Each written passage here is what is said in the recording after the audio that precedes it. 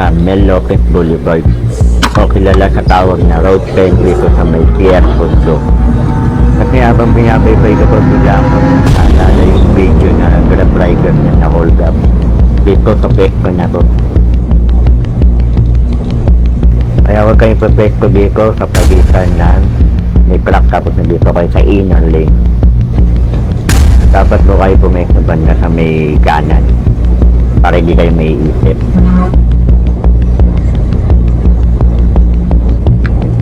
Tapos yung lugar na yan, may napanood ako nung nakaraang araw lang.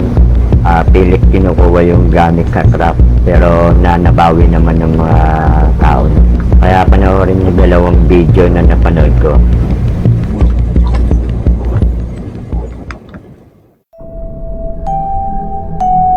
Ayun, nakawawa, wala kalaban-laban na ipit oh.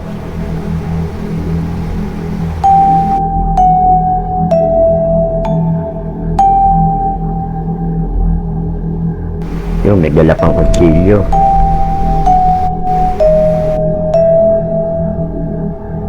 Nakuha na yung pera.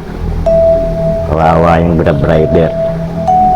Wala, naipit siya, di siya makatakbo kasi makasagasaan din siya eh. Kawawa naman. Ayaw lumaban ng parehas ng mga to. Ayun yung gamit nyo pagmamayari ng truck. Pilit kinukuha ng mga taga roon. Hindi ko alam kung taga dyan ba yan o napadaya lang. Nakaraang araw lang yan. Medyo na. Nakakatakot, wala silang pinipili.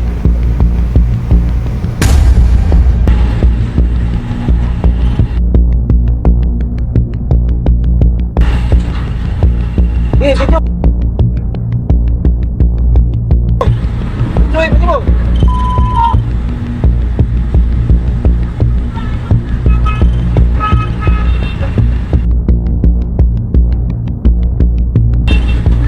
Yan.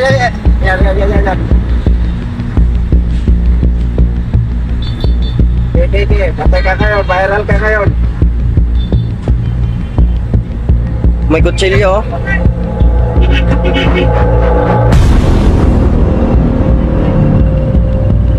Opo, viral ka ngayon. Mga ka-vlog, pa-share lang tong video na to para maging aware ka iba natin kakilala o yung mga hindi pa napapagaan dito para alam nila.